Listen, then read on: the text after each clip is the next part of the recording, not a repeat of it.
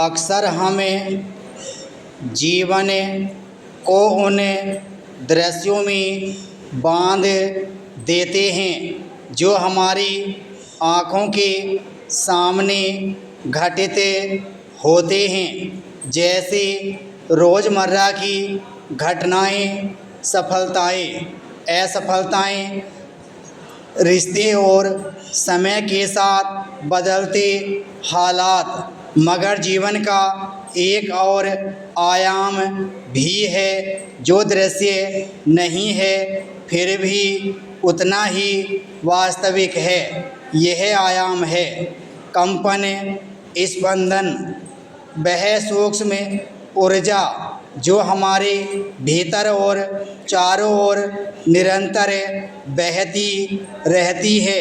हम उसे देख नहीं पाते फिर भी हम उसे महसूस अवश्य करते हैं। जैसे रंगों का प्रभाव केवल उनकी आकृति या चमक में नहीं बल्कि उनकी ऊर्जा में छिपा होता है, वैसे ही जीवन की गहराई भी उसकी अनदेखी तरंगों में बसती है।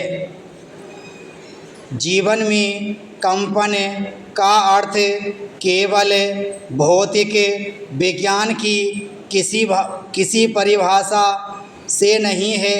यह एक ऐसा अनुभव है जो भावनाओं, विचारों और चेतना के स्तर पर घटित होता है।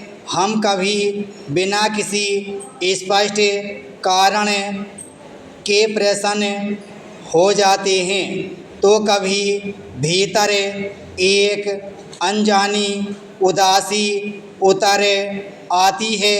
ये भावनाएं केवल परिस्थितियों का परिणाम नहीं होती बल्कि हमारे भीतर चल रहे स्पंदनों की अभिव्यक्ति होती हैं।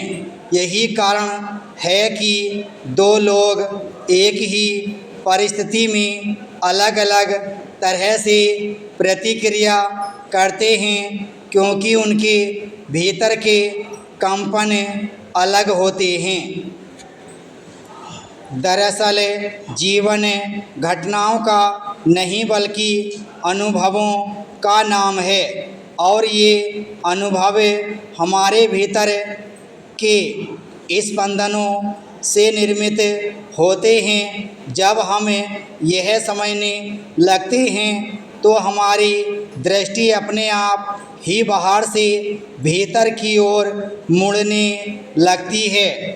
हम यह प्रश्न पूछने लगते हैं कि हमारे भीतर क्या चल रहा है या हमारी भावनाओं का स्रोत क्या है।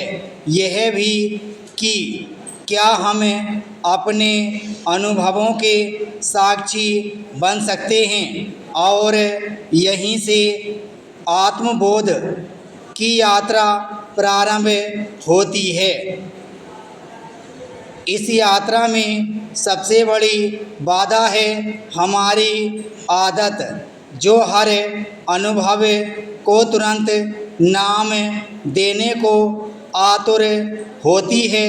हम हर भावना को अच्छा या बुरा कहकर सीमित कर देते हैं, लेकिन हम अगर इन स्पंदनों को बिना किसी निर्णय के देखें तो वे केवल ऊर्जा के रूप में प्रकट होते हैं। एक शुद्ध गतिशील ऊर्जा जो आती है और चली जाती है। इस दृष्टि से जीवन एक स्थिर वस्तु नहीं बल्कि एक सतत परिवर्तनशील प्रक्रिया है। यह एक प्रवाह है जिसमें हर क्षण कुछ नया जन्म लेता है और कुछ पुराना विलीन हो जाता है, और इसी प्रवाह में हम अक्सर स्वयं को भूल जाते हैं, क्योंकि हम उन तरंगों से जुड़ जाते हैं जो अस्थायी हैं। अगर हम इस भूल को पहचान लें तो जीवन के प्रति हमारा दृष्टिकोण बदल सकता है। हम यह समझने लगते हैं कि हमें हर भावना के साथ बहना नहीं है, बल्कि उसे देखना, समझना और उसके पार जाना है।